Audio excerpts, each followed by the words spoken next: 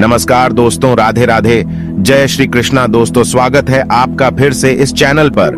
दोस्तों सच्ची श्रद्धा से कमेंट में जय श्री राधे कृष्णा जरूर लिखें। दोस्तों वर्तमान समय में हम जिस युग में जी रहे हैं उसे कलयुग कहा गया है।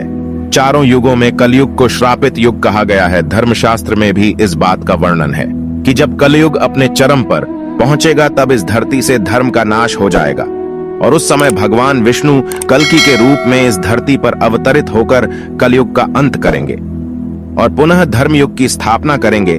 पर क्या दोस्तों आप सभी को पता है कि भगवान श्री कृष्ण ने महाभारत काल में बता दिया था कि आने वाला समय यानी कि कलयुग कैसा होगा। इतना ही नहीं, भगवान श्री कृष्ण ने कलयुग के 5 कड़वे सत्य भी बताए थे जो आज देखने को मिल रहे हैं। वह कौन से हैं 5 कड़वे सत्य? दोस्तों यदि आप भी जानना चाहते हैं तो इस वीडियो के एंड तक बने रहेगा। और अगर अब तक इस चैनल को सब्सक्राइब नहीं किया है तो चैनल को सब्सक्राइब करके बेल आइकन को प्रेस कर लीजिए। तो चलिए बिना टाइम वेस्ट किए शुरू करते हैं। दोस्तों महाभारत काल में जब पांडव युद्ध क्रीड़ा में अपना सब कुछ गवा देते हैं तब उन्हें वनवास जाना पड़ता है।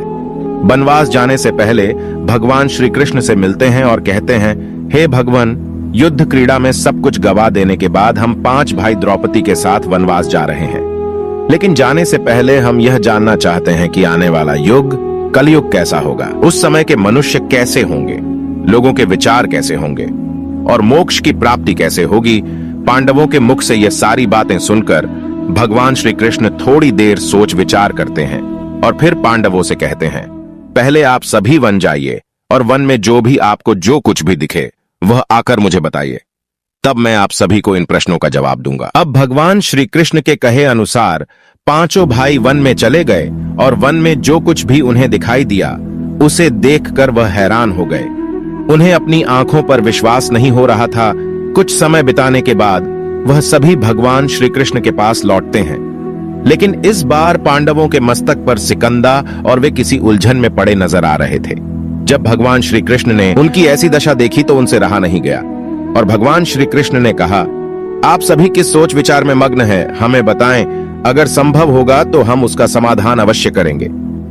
भगवान श्री कृष्ण के मुख से यह बात सुनकर पांडुपुत्र युधिष्ठिर ने हाथ जोड़कर उनसे कहा कि है माधव, हमारी शंका उन दृश्यों को लेकर है जो हमने वन में देखा।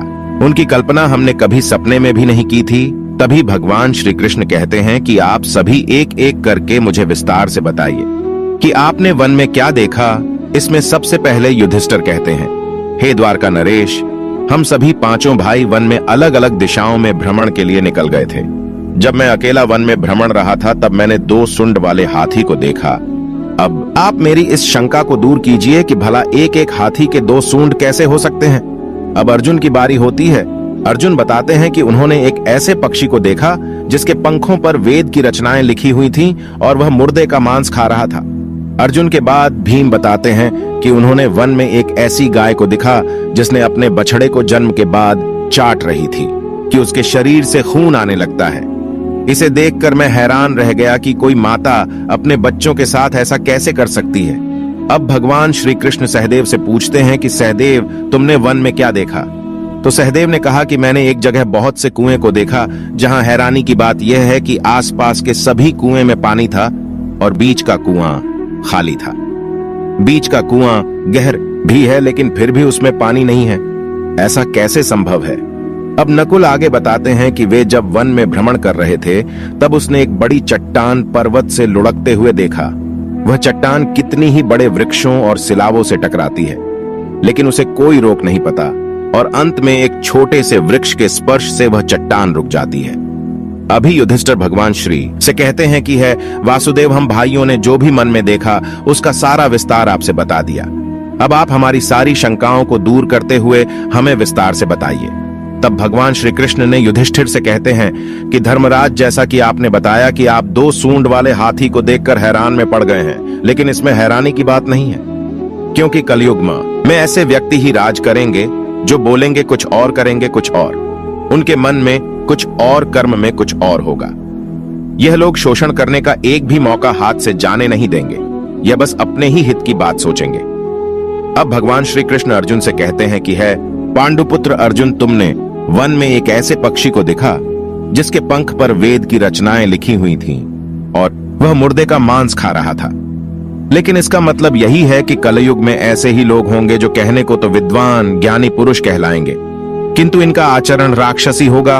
उनके मन में यही होगा कि जल्दी किसी की मृत्यु हो और उसकी संपत्ति के मालिक खुद बन जाए। कलयुग में मनुष्य के लिए सबसे ऊपर धन और संपत्ति होगा और कुछ गिने चुने शख्स ही वास्तविक संत होंगे। इसके अलावा कलयुग में ज्यादातर इंसान अपनों को ही ठगकर आगे बढ़ने के विचार में होंगे।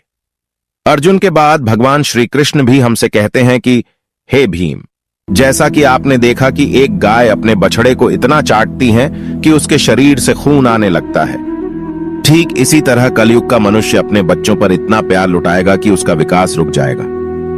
एक माता की ममता अपनी औलाद की मोह माया और संसार में इस तरह बांध के रख देगी कि उसके बच्चे का जीवन नष्ट हो जाएगा। अगर किसी का बेटा घर द्वार छोड़कर साधु बन जाएगा तो उसके दर्शन को हजारों व्यक्ति जाएंगे, किंतु अपना बेटा साधु बनेगा तो वह रोएंगे, विलाप करेंगे कि मेरा बेटा गलत रास्ते पर चला गया। दोस्तों, यहाँ भगवान श्री कृष्ण जीवन की वास्तविकता को बताते हैं कि इंसान को यह समझना होगा कि तुम्हारे पुत्र तुम्हारे नहीं, अपनी पत्नियों की अमानत है, और पुत्रियां अपने पतियों, और तुम्हारा यह शरीर मृत्यु की और आत्मा परमात्मा की अमानत है। भीम की जिज्ञासा को शांत करने के बाद भगवान श्री कृष्ण सहदेव को कहते हैं कि सहदेव, जैसा कि तुमने वन में देखा कि एक साथ कई कुएं हैं थे, लेकिन सिर्फ बीच का कुआं खाली था।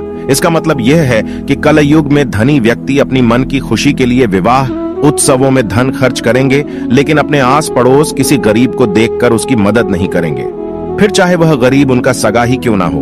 अपनी मौज मस्ती के लिए, खुद को खुश रखने के लिए वह शराब, कबाब और फैशन में पैसे उड़ाएंगे, लेकिन किसी के आंसू को पूछना अपना कर्तव्य नहीं समझेंगे। कलयुग में अन्न तो होगा और धनी लोग उसका उपभोग करेंगे, लेकिन गरीब व्यक्ति एक एक दाने के लिए तरसेंगे और ऐसे ही मर जाएंगे। भगवान श्री कृष्ण की यह सारी बातें सुनकर सहदेव थोड़े दुखी हो जाते हैं, लेकिन इस कटु सच के सामने वह क्या ही कर सकते थे। अब भगवान श्री कृष्णा नकुल से कहते हैं कि नकुल, जैसा कि तुमने वन में देखा कि एक बड़ी चट्टान पर्वत से लुढ़कती हुई बड़े बड़े वृक्षों और विशालकाय चट्टानों से टकराती हुई आती है। वह रुक नहीं पाती है, लेकिन एक छोटा सा वृक्ष अपने स्पर्श से ही उसे रोक देता है। इसका मतलब है कि मनुष्य की बुद्धि क्षीण होती जाएगी और उसके जीवन का पतन होगा, लेकिन उसके पतन को एक धन रूपी वृक्ष रोक नहीं पाएगा, पर हरि नाम रूपी एक छोटा सा पौधा व्यक्ति का पतन रोकने के लिए सक्षम होगा। अतः कलयुग में हरि नाम ही एक मोक्ष का मार्ग होगा, अगर व्यक्ति धन का लालच छोड़कर भगवान की भक्ति में रम जाएगा। हरि नाम का जप करेगा तो निश्चय ही उसे कोई दुख तकलीफ नहीं होगा और मरने के बाद भी उसे भगवान के चरणों में जगह मिलेगी। दोस्तों, अगर आप गौर करेंगे तो पाएंगे कि भगवान श्री कृष्ण द्वारा बताई गई ये 5 कड़वे सत्य इस कलयुग में नजर होते आ रहे हैं। ऐसे में अगर आप भी अपने जीवन की सारी तकलीफ को दूर करना चाहते हैं तो आज से ही हरि नाम का जप करना शुरू कर दें। तो दोस्तों, इस वीडियो में फिलहाल इतना ही। उम्मीद है आपको आज की वीडियो पसंद आई होगी।